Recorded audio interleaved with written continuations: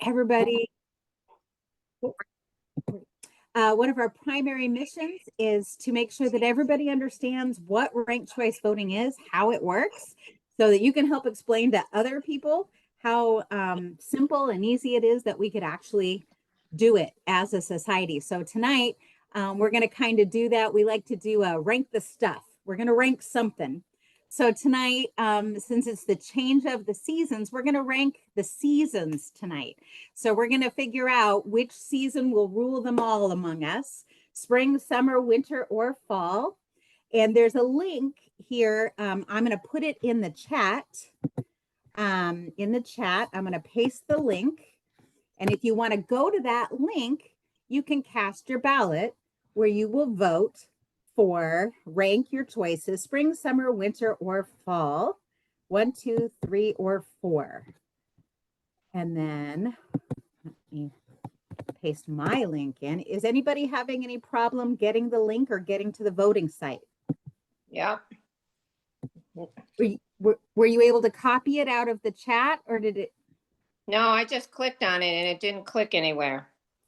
Yeah, you can't click on it. You have to copy it out of the chat and paste it in your browser window. Do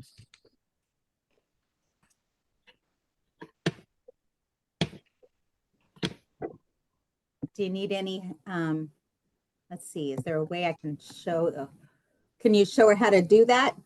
Michael? You have to put the link back up. Sure, we'll copy that again for you. Okay, we'll put it back. We'll send that directly to you. Oh, okay. All right, we should have just sent you the link. So if you just copy that and paste it into your browser, it should open the voting link. Yeah, and I think you have to just wait. I think it's slow because I had been convinced it wasn't working and then it came on. Okay, so maybe it takes a little bit to load. Yeah, it works fine for me. Everybody's speed is a little different, probably depending on, where you're connecting from and your computer. So, anybody else having any problems with the link? Were you able to get the link? Was that Mary Lou? Yes. Did it work for you? I haven't received the link yet. Check the chat. We sent it directly to you in the chat. If you open the meeting chat under more. Wait a minute. Let me check. Sure.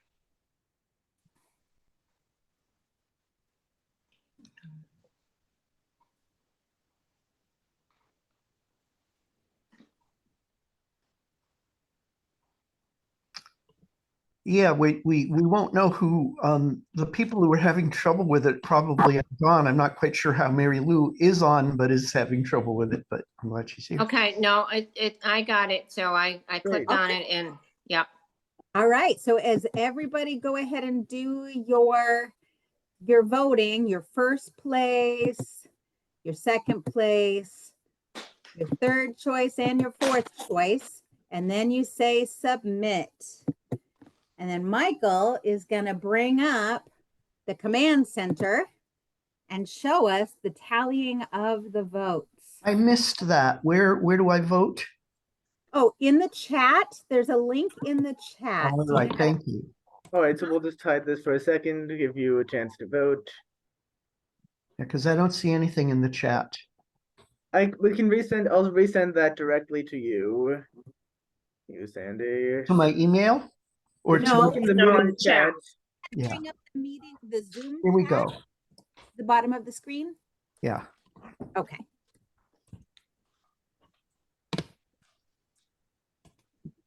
All right. Is there anybody else who hasn't voted yet? Okay, so Sandy, let us know when you're all done with your votes. I am all done with my vote. Wonderful. Okay, Michael, we can see who wins. All right, and it looks like we had 9 votes cast, and Summer won outright with a majority of first choices. We are a summer-loving bunch. Yay. Came in second with 3 first choices. One person's first choice was winter. Not big fans of spring around here, it seems. I guess not. So, I mean, and that is, so sometimes Winners do come, that over 50% margin does come on the very first round. And that's awesome when it does. If Yeah. it Yeah, that's if it great. Oh, sorry, Leah, I think you're It- cutting out a bit. we would have gone to the second choices until we'd have gotten to 50. Oh, sorry. There we go. Hey, well, thank you so much for running that introductory icebreaker, Leah. I'm glad we all got to know a bit more about our favorite seasons and we got had a fun way.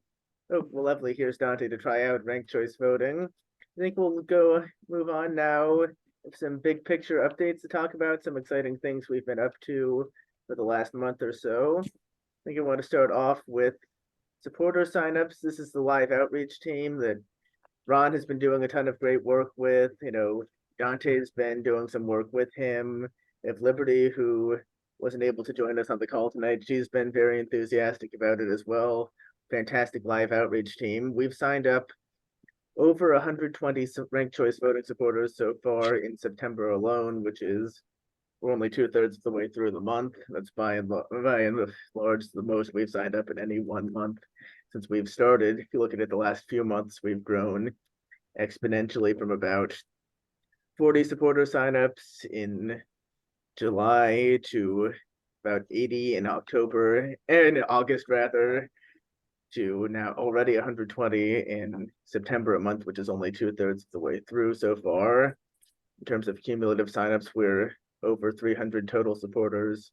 We're hoping to close in on 400 by the end of the month, and we just keep growing. We're talking to people from across the state, across all different backgrounds, political leanings, communities, really just focused right now on educating voters and on reaching as many people as possible. And it's been really exciting to see the outpouring of support. I think it's fair to say, and I'd be interested to hear Ron and Dante's thoughts too, but by and large, I find when I'm out talking to people about it, their instant reaction is, this is great, or why don't we have this already? I can speak to that a little bit. In general, when I encounter someone who's already heard of it, I'd say a good 9 times out of 10 they're in favor of it. And when even if they've never heard of it, generally speaking, people are in favor because it makes sense. It's a good idea. Yeah, I can pretty much say the same thing. And I think like people who don't even know about it, like we obviously found like there are many people who just don't have the time, but like again, in general, most of the people who we talk to who have like the time to talk about it, like 90% like it, or another few percent of that like say, okay, we just need to learn a little more about it, and we give them a flyer. And I think basically like we also like there's different places we've learned that are better places for canvassing, and like definitely like in front of a grocery store where people are busy is not the best place, but like definitely in like maybe going to like coffee shops or more like maybe we're going to the pedestrian bridge tomorrow. Like I'm still trying to go next week probably to the flea market. We can those are definitely good places we can expect to get many more signatures. Liberty and I have had a lot of luck at the farmers market on the Blackstone Boulevard as well. Fantastic. Really, that is really what this is all about, is getting out, having these conversations with people. So it's really encouraging to see so much support. So Mary Lou, you have your hand raised. Go ahead. Yes, I do. 2 questions. Are these supporters mostly individuals? And I don't understand. I mean, this is just a choice, and how are the choices defined? I mean, how would you get them supposedly on a ballot? So How do they qualify? Excellent question. So these signatures we're collecting we are not running a ballot initiative. That's not possible in Rhode Island, and we're nowhere near the capacity to do that, even if we wouldn't be even if it were possible. So these are just, we have volunteers like Ron, like Dante, like Liberty, who wasn't able to join us tonight. People are just going out, talking to people, asking them how they feel about ranked choice voting, explaining how it works, getting them to sign up and show their support. Yes, I understand that, Michael, but my question is, how would you put these names on a ballot so that it's, ranked choice voting? I mean, how, what's the qualifiers? So anybody who wants to be on the ballot can get on the ballot? So I mean, our proposed reforms don't affect ballot access at all. Like the ballot access process is separate from the process of determining a winner. So we're not proposing any changes to the current process by which it's determined who qualifies to get on the ballot. This is just a matter of changing, and this is just a matter of changing the way we pick a winner from the people who are on the ballot. So no, this doesn't affect, different people have different perspectives about ballot access, and that's great. And I think there are conversations that can be had about that, but that's not something this group is specifically focused on at this time. So Lilia, Lilia has been really killing it with fundraising. Do you want to talk some about what you've been doing with that and about how important these small tax deductible donations from ordinary people are to our movement, Lilia? Yeah, of course. So these tax deductible donations, usually anywhere from 10 to they're small, $10 to $20 that people give have a huge difference on supporting our operating costs, particularly canvassing, and supporting our software that we use just to keep track of the supporters and how to keep in contact with them and sending out emails and newsletters. So when you make a tax deductible donation, it goes directly to the cause itself. So either purchasing for flyers or sign up sheets. And as you can see, over the past few months, as we've gained more supporters, our cumulative donations have gone up. If you're interested in making a donation, you can do so online, or if you see someone from Ranked Choice Voting out and about around downtown, they will have a flyer and there'll be a QR code on there where you can also donate. Yeah, so I look forward to your donation. Thank you so much. Sandy, go ahead. Thank you so much. Okay, let's see. Two things. Yeah, Ron, you look I know your name too. I'm not sure where from. One is, do we have supporters yet in the legislature? And I guess there's a bigger question of, so what is the strategy? I imagine you're going to be talking about it. And I'm curious why in month 5 it looked like we did particularly well in fundraising. Oh, absolutely. So to the first question, we are working with partners in the legislature. In this past session, there was a bill related to presidential primaries in ranked choice voting for presidential primaries that was co-sponsored by State Representative Kislik and Senator Lawson in the legislature. It attracted 10 sponsors in each chamber of the General Assembly, and since the end of this past session, some more high-profile legislators, including State Rep. Idia Halo, who's been in the General Assembly for over 30 years, and Senator Ana Quezada, who's on the leadership team in the state Senate and ran for CD1, have come out in support of it as well. So we'd be happy to talk more about that in detail later. Stay on and talk about it more in detail after. This is something we talked about a bit at the launch meeting, and I don't want to spend too much time on it, but we are working with partners in the General Assembly. There is a good amount of energy for it, and our main focus is on being sort of the grassroots strength that supplements that. And as for the month 5, we had one particularly generous one-time donation in that month that led to it being particularly fruitful for fundraising. And moving on a bit, we also have had some very great news coverage in the last month or so, largely related to the CD1 primary election, with Don Carlson dropping out after the start of the early voting period, and people who voted for him not being able to express support for other options, essentially having their votes wasted because their preferred candidate dropped out early. That generated a lot of media attention in outlets like the Boston Globe and the Providence Journal. Fair Vote Action, which is a nationwide news service reporting on ranked choice voting and tied to electoral reform organization Fair Vote, published a piece about the CD1 election and how it connected to ranked choice voting. The Rhode Island Current ran a couple pieces on it, one prior to the election, looking at, again, the Carlson scandal and just generally speaking, the value of ranked choice voting in a race with many candidates. And then they had other choices to make on the ballot, but this is true, but they were penalized after they were penalized for choosing someone who dropped out. That's the crux of the argument there. Anyway, the point is just that we were also interested, generally speaking, in some voters voted before he withdrew. Those voters are the ones who were penalized. That's what we're getting at here.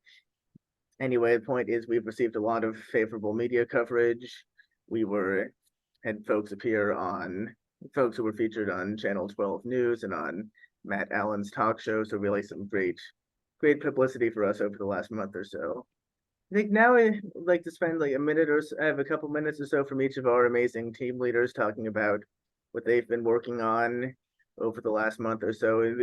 All volunteers who are putting in so much time and effort to try to help us improve our elections, improve representation and voter choice. And if we want to, I know Ron has talked a bit about what he's been up to with live outreach and canvassing. Yeah, I can speak a little more to that if you want. Yeah, go for it. Yeah, well, essentially, I started out working with Josephine, I think. Yeah. She kind of showed me the ropes of canvassing. I've now been about a half a dozen times, so I'm not super experienced, but I'm getting better for sure. And at this time, I think there's about 3 of us going out doing canvassing. On average, this week I kind of took off, but I've been doing a couple days a week. And I know others, Liberty took some time. She had a bright idea to go to the polls, and that worked really well for her, as I understand. And we're just trying to get, I think someone asked, how would we get the names? What will we do with these names? Like, we're not a voter initiative state, so unfortunately we can't use them for that. But I think that the idea is twofold, that we want to, number one, of course, educate people and get the word out about it so that if and when it does get on the ballot, they'll understand what it is. And number two, potentially, and correct me if I'm wrong here, Michael, but I think use some of those names in local as to show support for local, because I think we can use them that way. Is that right? I mean, that's part of it, certainly down the line, if we want to say tell a certain legislator, oh, we really would love to have your vote on this. There are X number of constituents in your district who are on our supporter list. Yeah, because I don't believe I don't believe we at this time. I think we would require a constitutional amendment to introduce ranked choice voting to statewide elections, but that's not true for local elections. Is that correct? That is partially correct. For statewide general elections, it would take a constitutional amendment. For primary elections, which is our main focus right now, that can be done with an ordinary law. Yes. Okay. Thank you. Well, thank you so much, Ron. Matt and Leah, do you want to talk some about what's been going on with Matt on the coalition side? Leah had an exciting speaker event last week. Yeah, sure. So first off, hi, my name is Matt. I took over also for Josephine as the coalition team lead. So thank you, Josephine, for everything that she's done. And yeah, in this past month, I have reached out to a little over 24 different organizations. They've primarily consisted of town and city committees for the main 2 parties, the Democrats and Republicans, as well as reaching out to different community organizations and single issue organizations and whatnot. Sadly, out of those many, many outreaches, only 2 have been able to get back to me. That is the Charleston Democratic Town Committee, as well as the South County Huddle. Thankfully, those 2 who did get back to me, they were interested, and some were even excited about ranked choice voting, and they invited us to attend their meetings in the future to educate their members and whomever attends their meetings about ranked choice voting. So for the Democrats in Charleston, that's coming up next month. That's 3rd Wednesday. We'll be attending and giving a little presentation on ranked choice voting. And as for the South County Huddle, which if anyone's unfamiliar, they're a local social justice organization focusing, I believe, primarily on women and women's rights and communities of color's rights. And we'll be attending their meeting in January. This has got me thinking a little bit about okay, reached out to 24 different organizations, only 2 really got back to me. Of course, I'm not expecting every single one to get back to us, but what are some organizations that might have a high likelihood of getting back to us? Which got me thinking, we ain't the only state that's working towards getting ranked choice voting. So I've been looking at the other organizations in places like Massachusetts and Arizona and Alaska to see which organizations and parties and volunteer groups signed up and wanted to be part of the ranked choice voting movement in those states, and to see, okay, are those organizations and whatnot in Rhode Island as well? And if so, contact them. From what I've seen, there's a couple of them, especially on the union side. So I'm going to be targeting them until they dry up and there's no other options. And then after that, we'll be continuing on with reaching out to the remainder of the town committees and other organizations around. So yeah, that's what's going on the coalition side. Fantastic. Yeah, really appreciate your work and the new perspective you're bringing to this, Matt. It seems to already be paying off. Leah, do you want to talk some about your event with the Warren Democrats last week? And then while you have before, maybe talking a bit about web and tech stuff too. Oh, sure. Yeah, I'll hit 2 in 1. Yeah. Matt, thank you for all your work. It's just so exciting to get to go and talk to these groups. So I talked to the Warren Democrats last week, and we had a great rank the cheese demonstration. And it took us 3 rounds to get to a majority. So we actually got to feel the whole process, and everybody got to see exactly how ranked choice voting works and the rounds that we went through, and it was really great. And we discussed a lot of things specific to Rhode Island, specifically a lot about how every state has to approach how they would implement ranked choice voting for their state. It's very unique for every state's approach, how they would implement it, how it works with your political structure. So we had a lot of discussions about Rhode Island, and by the end it was that same thing. It's like, what's in our way? What do we need to do? And it's like, educate, educate, educate. Friends, neighbors, house parties, right? Try and get diverse groups of people that can just learn about ranked choice voting. So it was a great talk, a lot of great questions, discussion back and forth. I had a great time. On the web and tech team, I do have Brandon. I don't know that he was able to join us tonight, but Brandon has joined the web team. And then Allie has also volunteered to be with the web team. So I've got 2 folks that are working on supporting our new work. On the website, we have stood up the new Ocean State RCV in the news page. So all of those things that Michael talked about, we have a page that shows you every time we're in the news somewhere, we're adding it to the website, so you can see that. We also added a press releases page. So every time we put out any type of press release for media consumption, it will be there so you can read through everything that we've put out. And then I don't know if I've highlighted before, we also have a learn more page, which has some resources and just information about ranked choice voting. So we're getting a little bit more comfortable with our Nation Builder website platform. And it's really exciting to see the page come together. And if you have any ideas of ways that we can improve it or other content you'd like to see, we'd be happy to hear that too. Thanks, everybody. Yeah, thank you so much, Leah. Lilia, do you want to talk something about the fundraising team? And I feel like I'm getting so many emails about new donations. It's very exciting. Yes, with all the new donations, I have a hard time staying on top of writing thank you emails to people.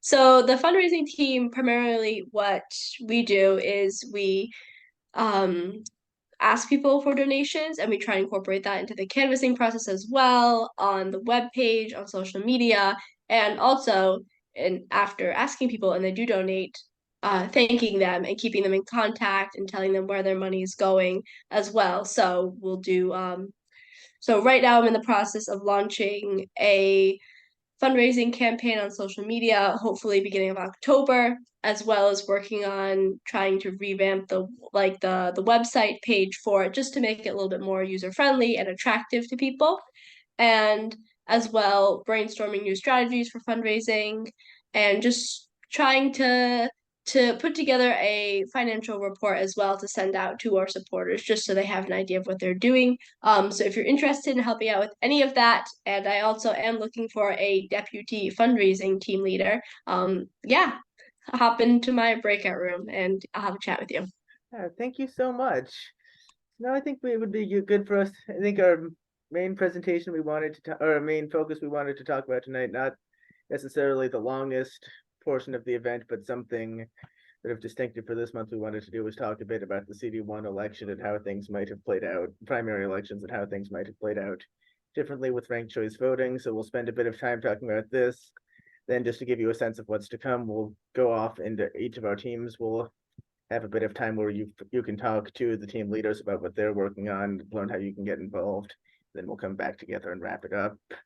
So these are, of course, the actual results. I'm sure you've seen these numbers, these names all over for the last few weeks. Of course, you have Mr. Gabriel Amo narrowly winning on the Democratic side with under a third of the vote, and a couple more progressive candidates splitting the vote immediately behind him, some more moderate candidates behind him. Just really a very chaotic mess. If you live in CD1, like I do, I know Ron does, I'm sure you had a difficult time thinking about trying to figure out who to support, which candidate best fit your values, which candidate was most electable, so many different concerns. And at the end of the day, it was a result that both supporters of Mr. Amo and folks who might have preferred a different candidate could find things that they weren't super thrilled with. Meanwhile, on the Republican side, you had a very low turnout primary.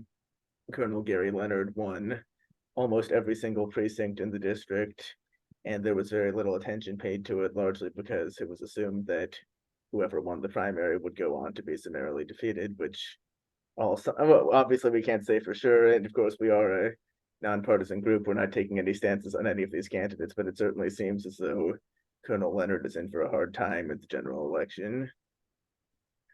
So who would have won with ranked choice voting? That's a question we've been getting a lot, and really the honest answer is that we don't know. But regardless, whoever did win is someone who would have had a much more conclusive mandate. So if you support Gabe Amo and you're glad he won, that's great, but you're also probably looking ahead to next year's primary somewhat nervously and wondering, oh boy, is he going to have to go through another competitive, no holds barred 12-way primary? Is he going to face another challenge? Are people going to attack him as not really being legitimate because he only got a third of the vote? So if you like Mr. Amo, you might be wishing that there were ranked choice voting so your candidate could have a more conclusive claim to being the true favorite of the voters. And if you don't like him, you're probably not too pleased that the person who won the primary only got about a third of the vote. I think there's definitely a case to be made that Aaron Regenberg or Sandra Cano, who are widely considered more progressive than Mr. Amo, might have won with a ranked choice primary. There are lots of issues that obviously go through your mind when you're trying to decide who to vote for. But one great thing about ranked choice voting is that you no longer have to worry about which candidates are electable, which candidates are viable. You don't have to track those narratives as closely and worry about factors that candidates can't control and don't reflect on their ability to govern, how those are reflected in the process. Something else, and other folks feel free to jump in, but something else I think it's worth discussing is ranked choice voting and positive campaigning. And this is something that there's quite a bit of evidence for in cities and places that have already adopted ranked choice voting. In a plurality pick one election, your main motive is just to be as negative as possible to cut down the other candidates and negative and fire up your narrow partisan base, or in this case, it's not even a partisan election, so just your narrow base of support within a party. Now, if you think about the issues you heard about the most during the campaign, I know I went to a bunch of candidate forums, watched all the debates, and that's still the issues I heard the most about were Sabina Matos's signatures, Aaron Regenberg's super PAC, Sabina Matos and her Lieutenant Governor Matos and her endorsements, and potentially misrepresenting those. There was much less focus on policy. There was less focus on how the candidates were differentiating themselves in terms of their vision for the office, and really so much of the campaigning was around tearing down other candidates, not building coalitions. And with ranked choice voting in places you don't want to tell people that a certain candidate is awful. You don't want to personally attack them because you want to win their supporters' second choices. In an election like this, you might even want to win their supporters' third or fourth choices. You want to offer people positive reasons to support you. You want to build broad coalitions rather than trying to capitalize on the anger of a narrow fringe of the electorate to win. So in places like Santa Fe, New Mexico, which use ranked choice voting, voters overwhelmingly say after they've been told that ranked choice voting makes campaigns more positive. If you look at linguists doing sentiment analyses, which they have done quite a bit of with regard to ranked choice voting election, they've found that the tone of both media coverage and campaign advertisements, campaign rhetoric as measured by debates and media statements and the like, it becomes more positive.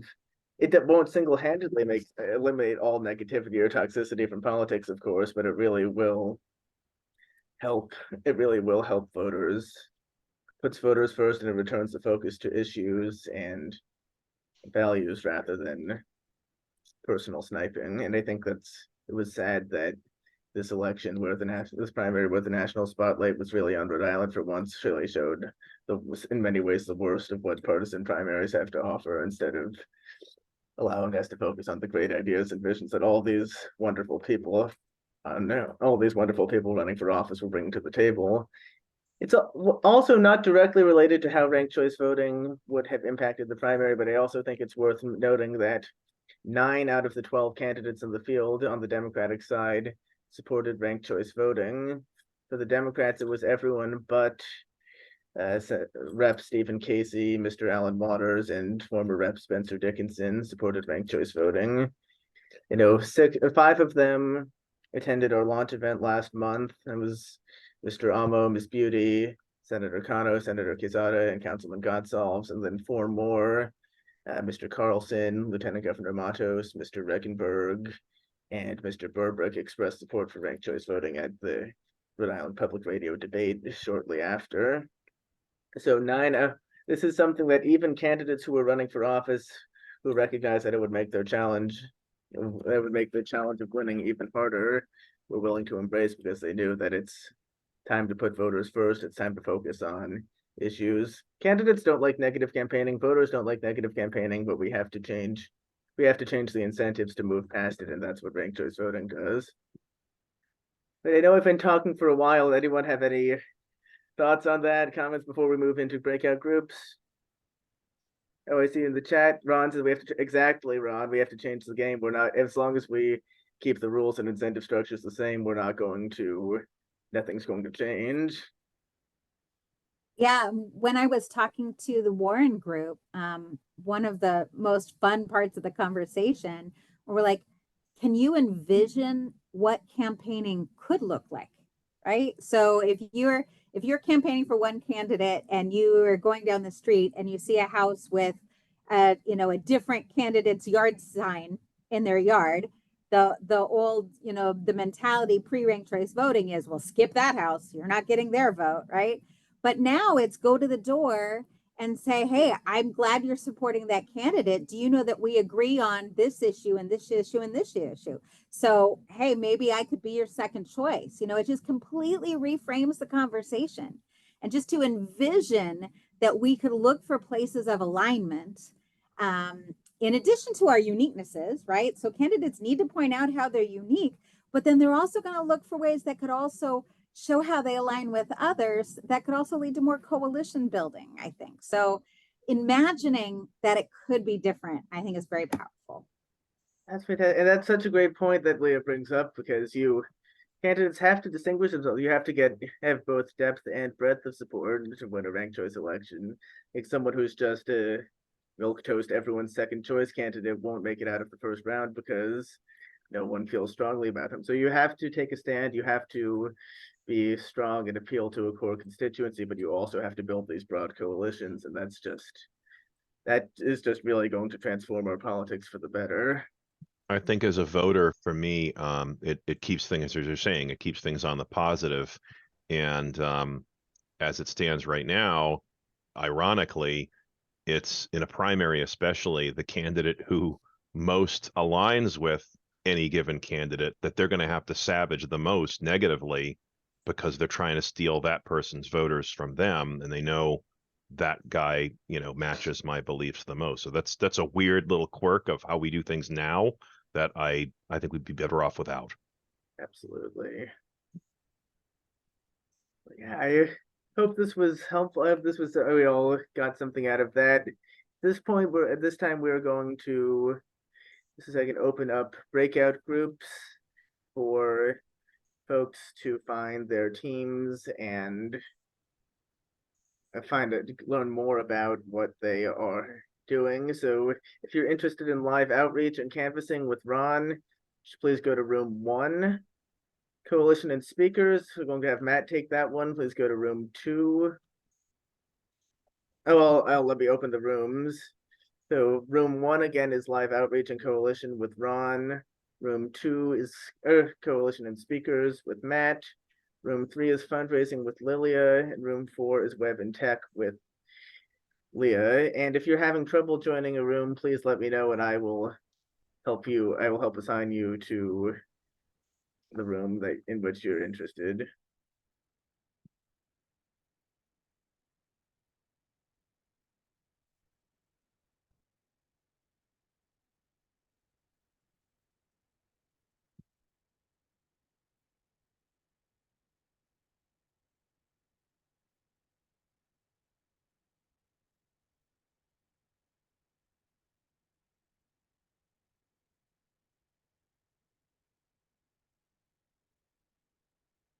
And I'm just for anyone for posterity watching the recording, I'm going to pause the recording at this juncture and I will resume it once we have resumed.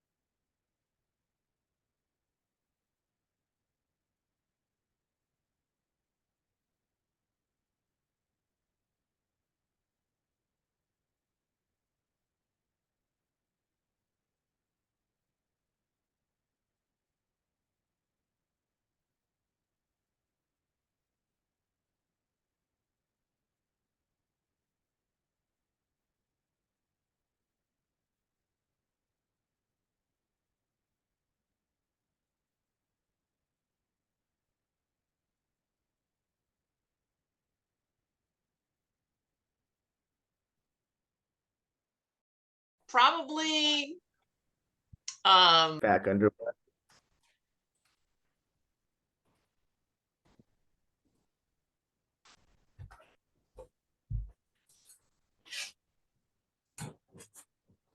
so what's that about? Hello, Hello, sorry, what was that? why is it doing that? Doing what? It was the recording. The recording is Oh, there, okay. just so folks who can't make it can see what happened. Hi everyone, welcome back. Thank you. It sounds like there were some great conversations going on. I don't know, Ron, do you want to start by talking a bit about what went on with live outreach folks? Yeah, well, we didn't have any new people in our meeting, but Liberty and Dante and I were able to lay out our plan for the next week or two. Among other things, we're going to be going to Waterfire on the 30th. That'll be the first time the three of us go together. And we've got a couple of engagements lined up between now and then. Fantastic. Yeah, it should be very exciting. It's like you all are really doing great work. Thanks. Thank you so much. Matt, do you want to talk some about what and I know Leah found her way there too, so do you two want to talk at all about what went on in the coalition speakers room? So yeah, we primarily just kind of introduced ourselves, got to know one another, and really lay out what Ocean State Ranked Choice Voting's general strategy is, and the purpose of our campaign. And I was typing you a message just now, but I also like to thank Sandy as well for bringing to me the attention of Cranston Forward and also offering to speak with them. Of course, we can also send one of our expert speakers to attend one of their meetings if they are, of course, would like us to. But if you'd like, maybe we can exchange contact information and work something out.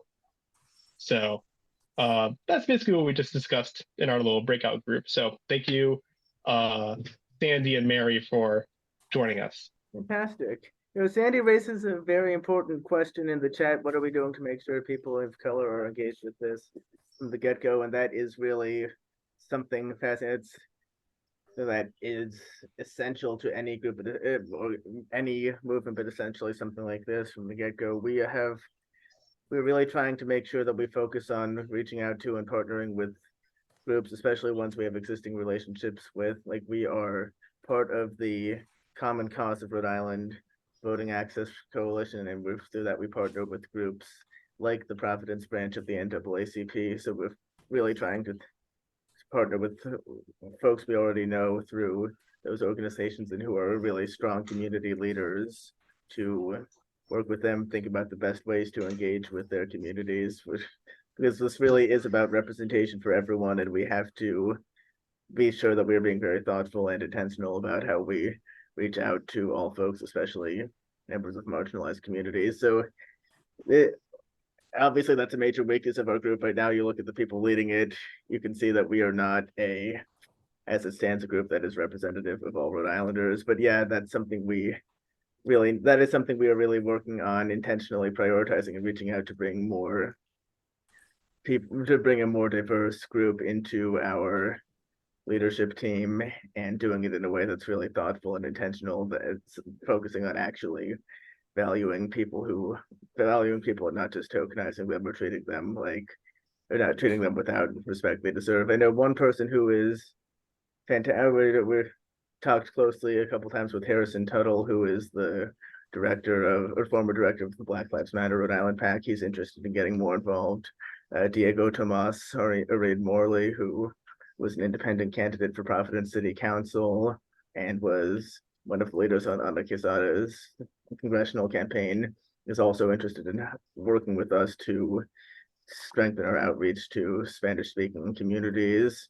So yes, we do have work to do. We have to acknowledge that and be mindful of it, but we are there. Want to please rest assured this is something that's on our minds. This is something we're thinking about, and it's certainly not something to be ignored or dismissed as not a serious concern, because it absolutely is. And we appreciate you bringing that up, Sandy. Thank you. I don't know if Matt or anyone else has anything to add to that. Can I say something? Sure. Just because it's very positive. Rebecca Kislak, our current state rep, she's completely with us on this. She's actually been working at the State House for a number of years to try to get this as a bill. So I think that's good news to share. She is fantastic. We're so glad that she's such a strong, outspoken supporter of our cause. I'd also point out, and I know you're aware of this, Michael, but when we had our initial big meeting in the library a few weeks back, we had, was it 6 or 7 elected officials that were speaking? I think it was 7 if you count the fellow who was online. Right. Am I right? Yeah. And if I remember correctly, all of them were people of color, and all of them were in favor of ranked choice voting, and specifically stated that it had to do in part with getting more access for people of color when it comes to politics. Absolutely. And one of those candidates in particular, John Gonsalves, he's someone who is very excited about our group. He is someone who we're hoping to have ongoing conversations with as he has more time now that he's wrapping up, now that his congressional campaign is over and he's back to, serving on the Providence City Council, community organizing. But yeah, absolutely, representation is crucial. That's a major reason why so many of us are here. And we need to make sure that that representation is reflected not only in the end goal that we're pursuing, but in the team that is working to bring it about. I wonder if all of you are all of you aware of course you are, the outcome of our recent election, when the winner was won on 13% of the vote, 31 of the, excuse me, 31 of the vote, which is, I think that tells people a good reason why ranked choice is needed, because that's hardly a democratic election. Absolutely. And there's been so much interest and concern about the way we vote that's really been amplified by those results.